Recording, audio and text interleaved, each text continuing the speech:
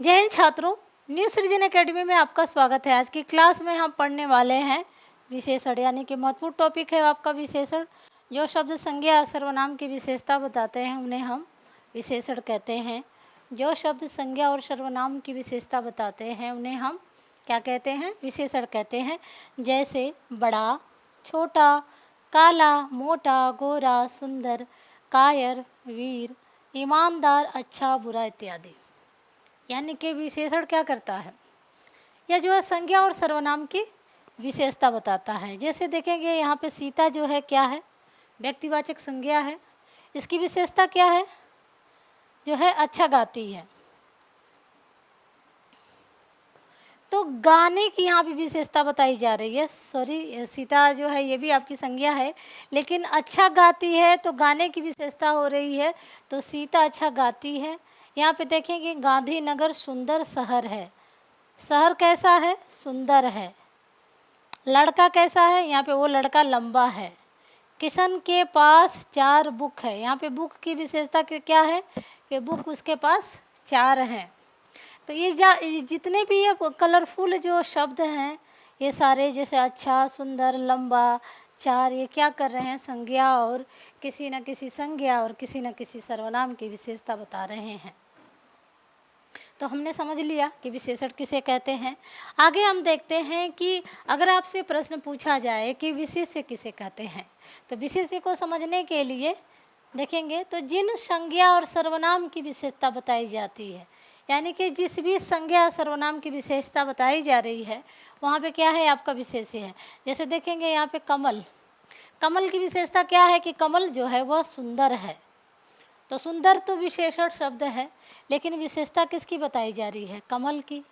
यहाँ पे देखेंगे होशियार शब्द जो है विशेषण है, लेकिन ये विशेषता किसकी है? तुम की है। यहाँ पे सर्वनाम शब्द है।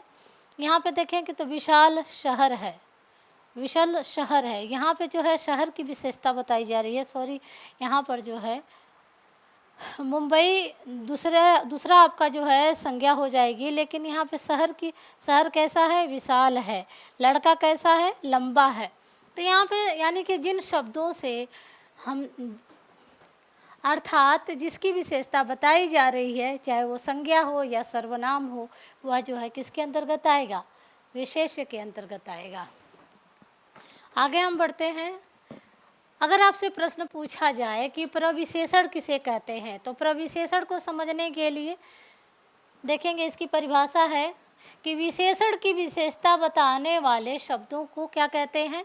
प्रविशेषण कहते हैं।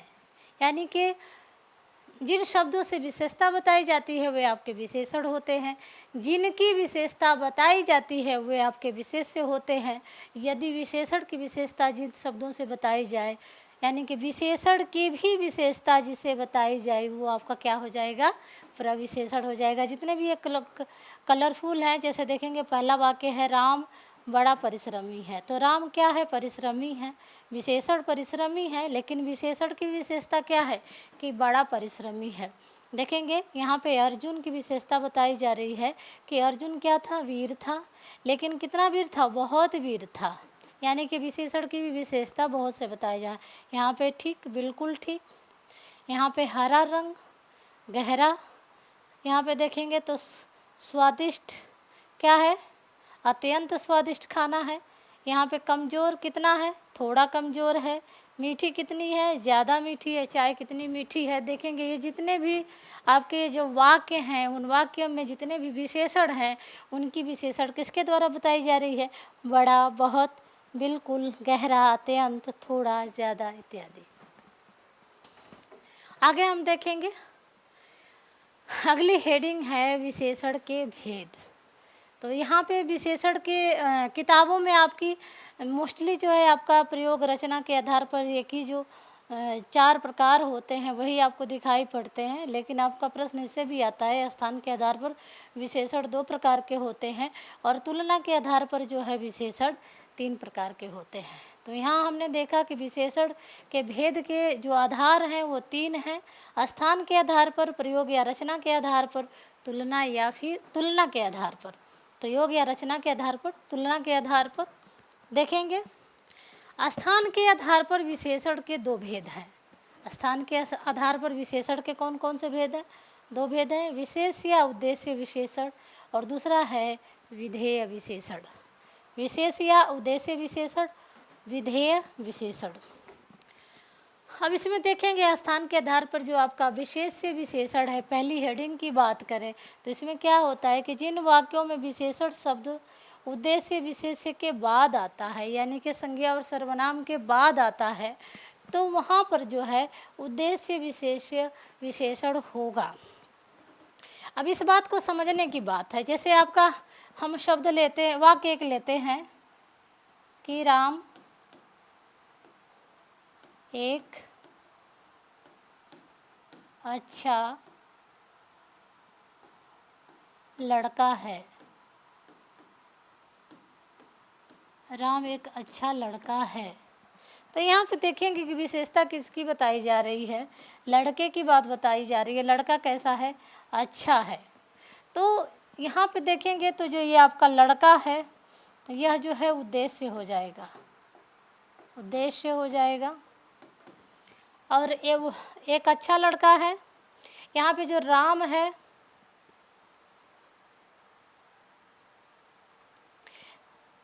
ये जो आपका राम है, ये भी आपका एक तरह से उद्देश्य है,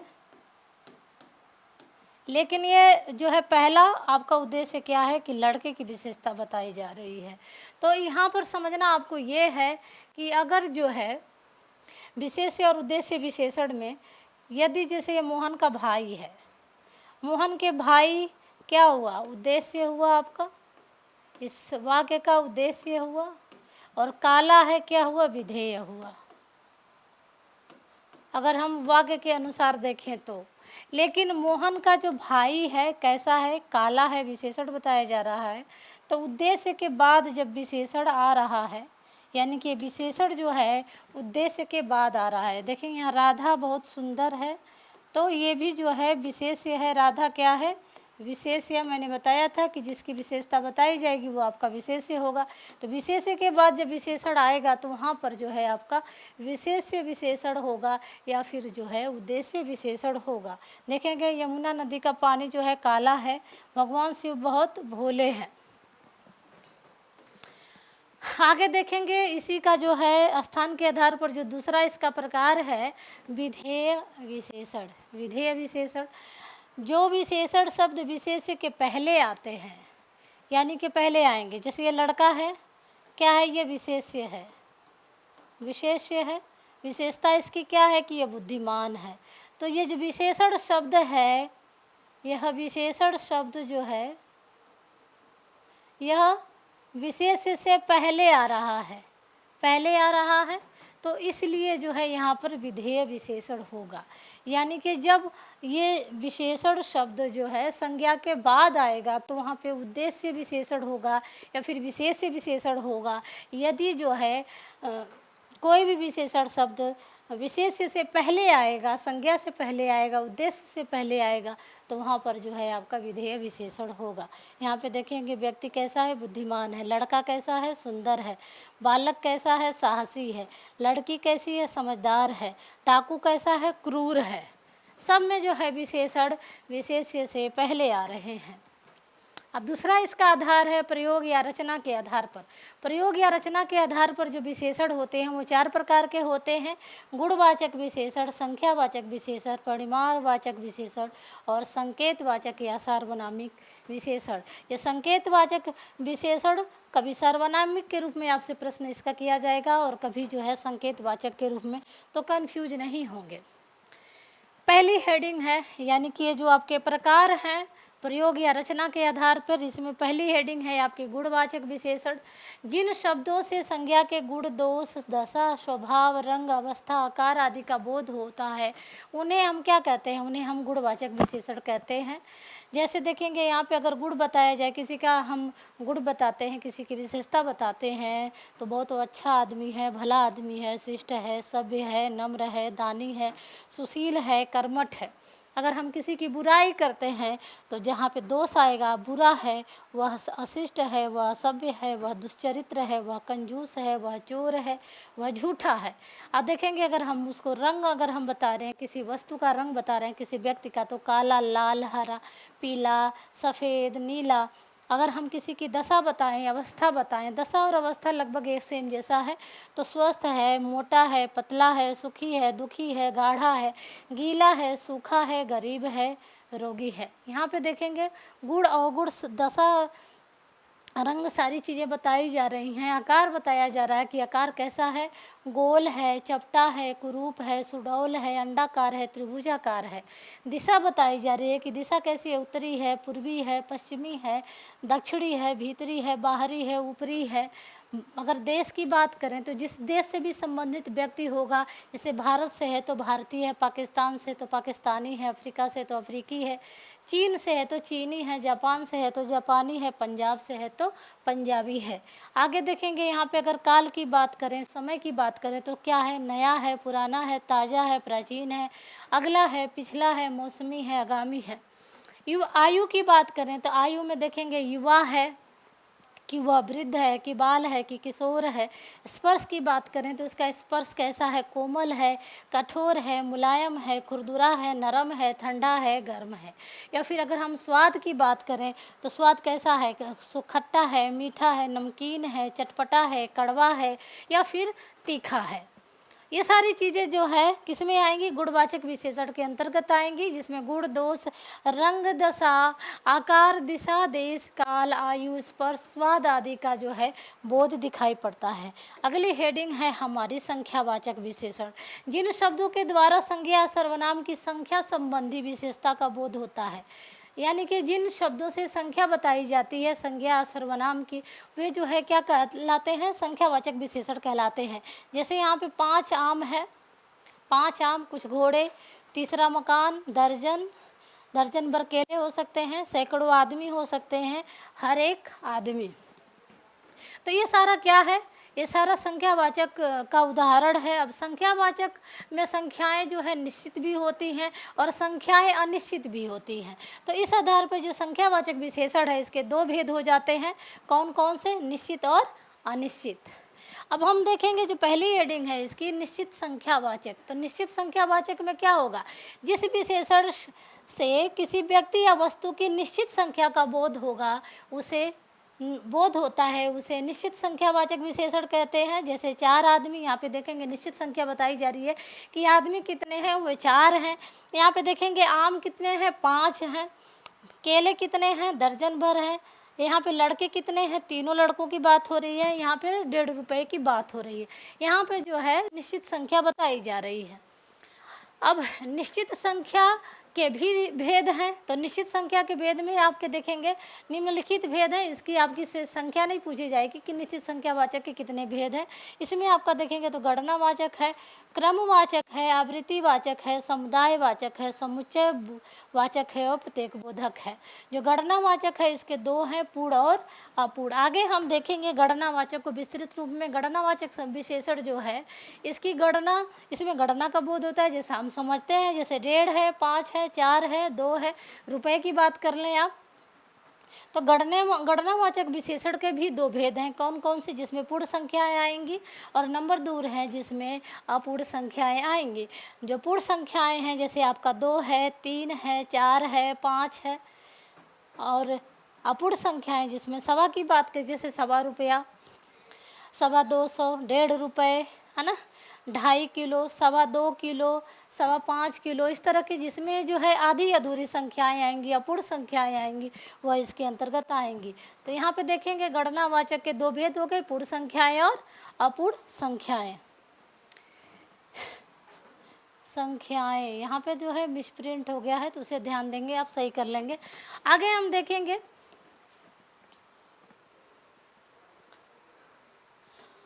हाँ, देखेंगे ये जो जो आपका ये संख्यावाचक में जो निश्चित संख्याएं हैं उसमें देखेंगे तो ये आपका क्रमवाचक के अंतर्गत आएगा, जिसके किसी भी चीज़ को, जैसे स्टूडेंट्स हैं क्लास में बैठे हुए, पहला दूसरा तीसरा चौथा ऐसे करके, या पहली लाइन को अगर काउंट कर रहे हैं तो पहली दूसरी तीसरी ऐसे करके कर सकते हैं। तो ये क्या हुआ, क्रम बताया जा रहा है। इसमें आवृत्ति की बात करें, जिसमें आवृत्ति बताई जा रही है, जैसे आपका कोई भी चीज़ है उसकी दुगुनी बात हो रही है, तिगुनी बात हो रही है, चार गुनी बात हो रही है, यानी कि जब वो रिपीट हो रही है तो दो गुने के रूप में रिपीट हो रही है, चार गुने के रूप में 100 गुने, 1000 गुना, लाख गुना, ऐसे शब्द जो आएंगे वो किस में आएंगे, आवृत्तिवाचक विशेषण के अंतर्गत आएंगे। समुदायवाचक में देखेंगे तो समुदाय में जैसे दोनों की बात हो रही है, तीनों की बात हो रही है, चारों की बात हो रही है, पाँचों की बात हो रही है, 10 की बात हो रही है, 20 की बात हो रही है, या फिर 100 हो सकते हैं, हजारों हो सकते हैं, या फिर जो है लाखों करोड़ों हो सकते हैं। यहाँ पे देखेंगे तो समुच्चय बोधक, समुच्चय बोधक में जो है चीज़ें एक साथ जुट करके आएंगी, जैसे दर्जन में 12 आ गए, सप्तशती में 700 जो है यहाँ पे मंत्र आ गए, सतसई भी सेम है वही चीज़, बत्तीसी में जो है 32 शताब्दी में जो है 100 आपका जुड़ा हुआ है, यानी कि समुच्चय है चीज़ों का, लोगों का, यहाँ पे जो है क्या है, समुच्चय है। तो यहाँ पर जो है आपका समुच्चय बोधक होगा। यहाँ पे देखेंगे प्रत्येक समुदाय के रूप में, यानी जो चीज़ें बताई जा रही हैं समूह के रूप में जो बताई जा रही हैं वो किस में अंतर्गत आएंगी, समुच्चय बोधक के अंतर्गत।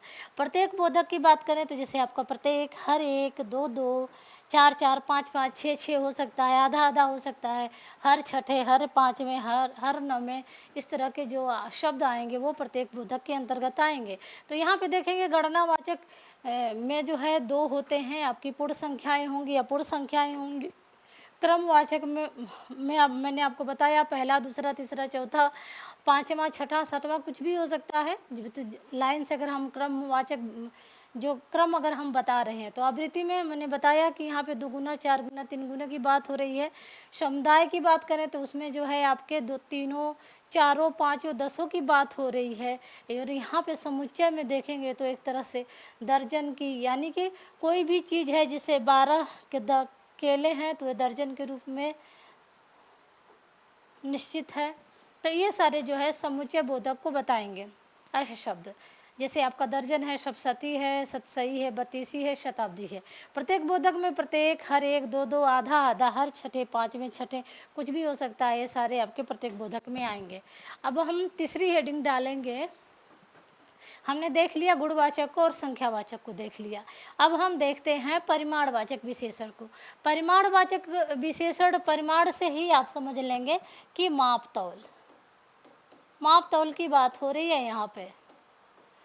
जिन विशेषण शब्दों से किसी वस्तु की मात्रा अथवा माप तौल का ज्ञान हो, परिमाणवाचक विशेषण कहलाते हैं। जैसे देखेंगे यहाँ पे 4 किलो चीनी, जरा सा दूध इत्यादि, यानी कि 4 किलो चीनी हो सकती है, 5 किलो आटा हो सकता है, दाल हो सकती है, ऐसी चीज़ें जिसे हम तौलते हैं, काउंट नहीं कर सकते हैं, वे सारी जो है परिमाणवाचक विशेषण के अंतर्गत आएंगी।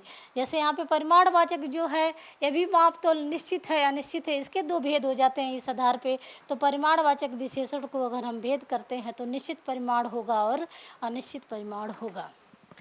निश्चित परिमाणवाचक में क्या होगा कि किसी भी वस्तु की निश्चित मात्रा का ज्ञान होगा।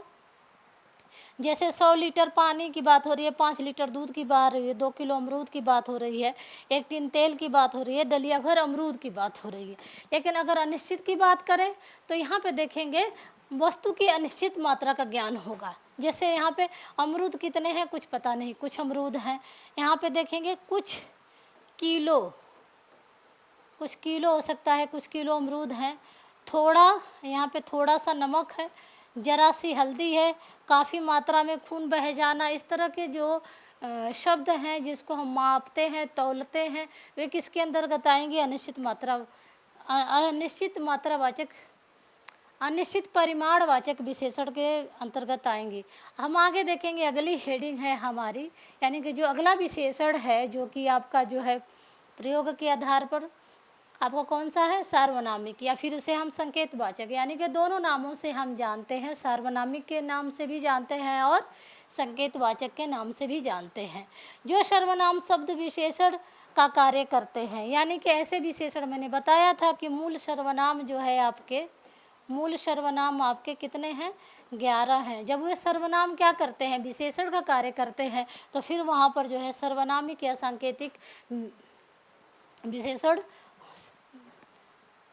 होता है। जैसे देखेंगे यह लड़का, लड़का क्या है, यहाँ पे जो यह जो है सर्वनाम शब्द है, लेकिन लड़का की विशेषता बता रहा है। यहाँ पे वह घर, घर का विशेषता क्या बता रहा है, वह शब्द बता रहा है। वे जो है आदमी क्या जो है विशेषण का कार्य कर रहा है।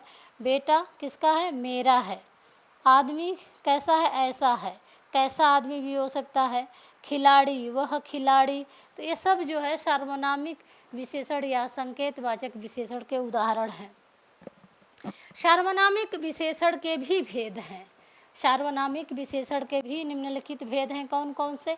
निश्चयवाचक सर्वनामिक विशेषण, अनिश्चयवाचक सर्वनामिक विशेषण, प्रश्नवाचक सर्वनामिक विशेषण और संबंधवाचक सर्वनामिक विशेषण। अब इसमें यहाँ पे यही देख लेंगे कि जो निश्चयवाचक सर्वनाम के जो शब्द होंगे वे जो है निश्चयवाचक सर्वनामिक विशेषण का कार्य करेंगे। जो अनिश्चयवाचक विशेषण होंगे वे जो है, जैसे यहाँ पे देखेंगे तो इस, उस, यह, वह, यह जो है निश्चयवाचक सर्वनाम है और यह जो है निश्चयवाचक सर्वनामिक विशेषण का कार्य करेंगे। अनिश्चयवाचक में जैसे देखेंगे कोई, कुछ, यह जो है अनिश्चयवाचक सर्वनाम है और जब ये विशेषण का कार्य करेंगे तो फिर यह अनिश्चयवाचक सर्वनामिक विशेषण को बताएंगे। प्रश्नवाचक सर्वनाम जो होता है जैसे कौन, क्या, तो ये जो है क्या करेगा, प्रश्नवाचक सर्वनामिक विशेषण का कार्य करेगा। यहाँ पे देखेंगे संबंधवाचक सर्वनामिक विशेषण, यानी कि संबंधवाचक जो आपके सर्वनाम हैं वे आपके जो है जब यहाँ पे विशेषण का कार्य करेंगे तो सर्वनामिक संबंधवाचक सर्वनामिक विशेषण कहलाएंगे। जैसे यहाँ पे देखेंगे निश्चयवाचक सर्वनामिक विशेषण, यहाँ पे निश्चयवाचक सर्वनामिक विशेषण वह, यह, इस, उस संकेतवाचक या निश्चयवाचक सर्वनाम के उदाहरण हैं।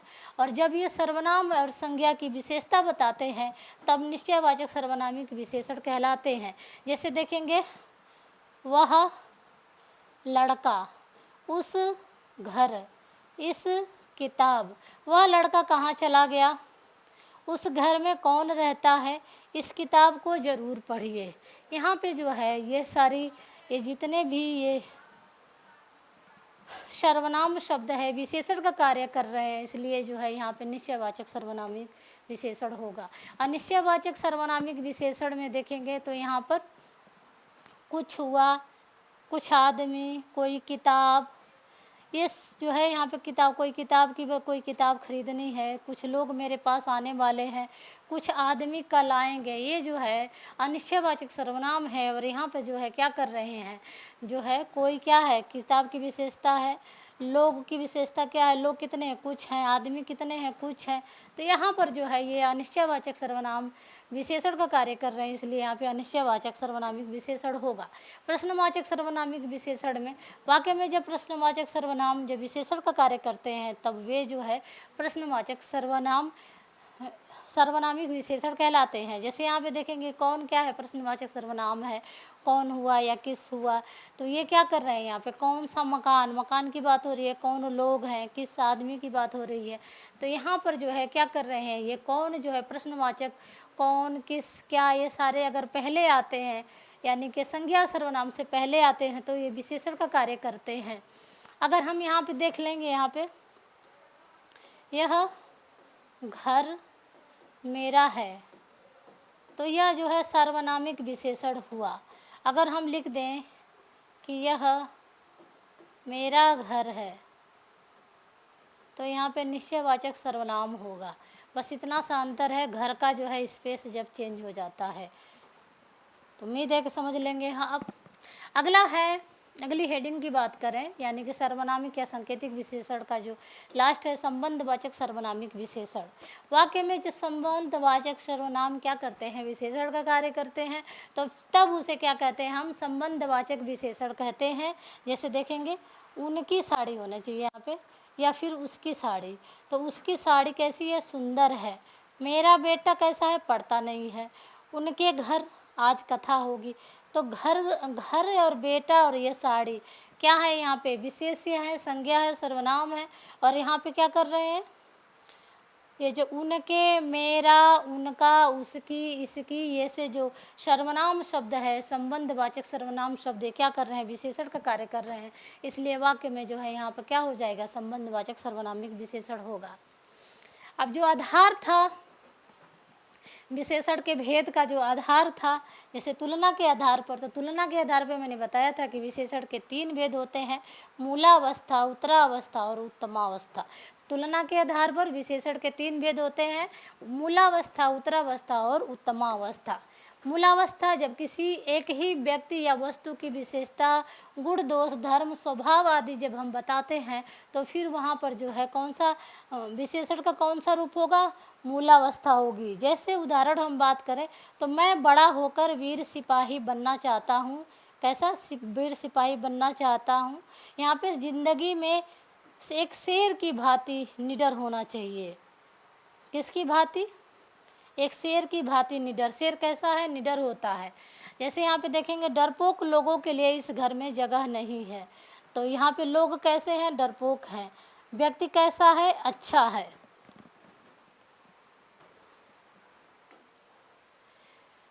आगे हम देखेंगे, अगली हेडिंग है उत्तरावस्था। उत्तरावस्था देखेंगे तो यहाँ पे जब दो व्यक्ति और वस्तुओं के गुण दोषों की तुलना की जाती है, तब वहाँ पे विशेषण कैसा होता है? उत्तरावस्था विशेषण का प्रयुक्त होता है। उत्तरावस्था में क्या किया जाता है कि दो व्यक्ति और वस्तुओं की आपस में तुलना की जाती है। जैसे मोहन सोहन से अधिक बलवान है।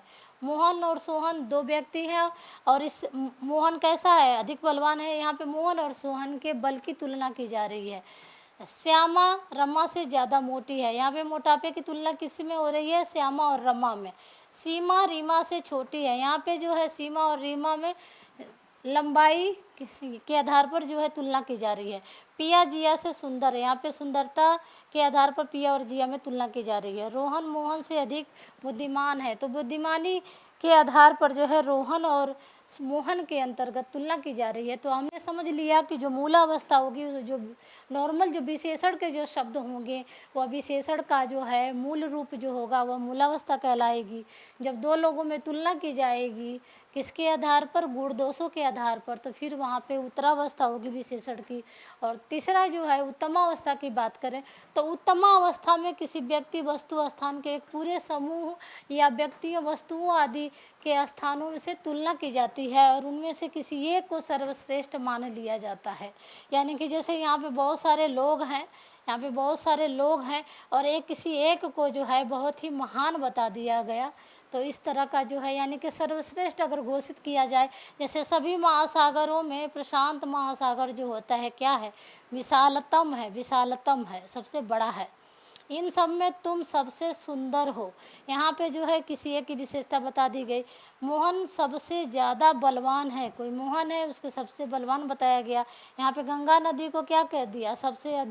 सबसे अधिक पवित्र बता दिया गया है। यानी कि अगर एक समूह में, एक भीड़ में सबसे अधिक अगर किसी को सर्वश्रेष्ठ घोषित कर दिया जाए तो फिर वहाँ विशेषण की उत्तमावस्था होगी। तो आज की क्लास यहीं समाप्त होती है। हमने देख लिया विशेषण किसे कहते हैं। एक बार हम थोड़ा सा रिवाइज कर लेते हैं जल्दी जल्दी। विशेषण किसे कहते हैं? विशेषण कहते हैं यानी कि जब हम संज्ञा सर्वनाम की विशेषता बताते हैं।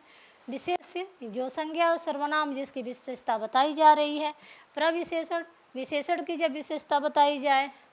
विशेषण के भेद 3 प्रकार के हैं। स्थान के आधार पर 2 हैं, प्रयोग या रचना के आधार पर 4 हैं, तुलना के आधार पर 3 हैं।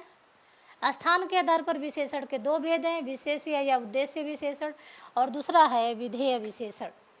स्थान यहाँ पे देखेंगे विशेष या उद्देश्य। जब जो है विशेषण विशेष्य के बाद आता है तो वहाँ पे विशेष्य विशेषण या उद्देश्य विशेषण होता है। जब विशेषण जो है विशेष्य से पहले आता है तो वहाँ पे विधेय विशेषण होता है। प्रयोग और रचना के आधार पर जो है विशेषण के 4 प्रकार होते हैं, गुणवाचक, संख्यावाचक, परिमाणवाचक और संकेतवाचक। गुणवाचक में हमने देख लिया कि गुण, दशा, स्वभाव आदि का भेद है। यहाँ पे संख्यावाचक में हमने देखा कि इसमें जो है संज्ञा सर्वनाम की संख्या की विशेषता बताई जाएगी। संख्याएं निश्चित भी होंगी और अनिश्चित भी होंगी। उसके बाद हमने देखा कि परिमाणवाचक परिमाणवाचक में भी संख्याएं निश्चित और अनिश्चित होंगी।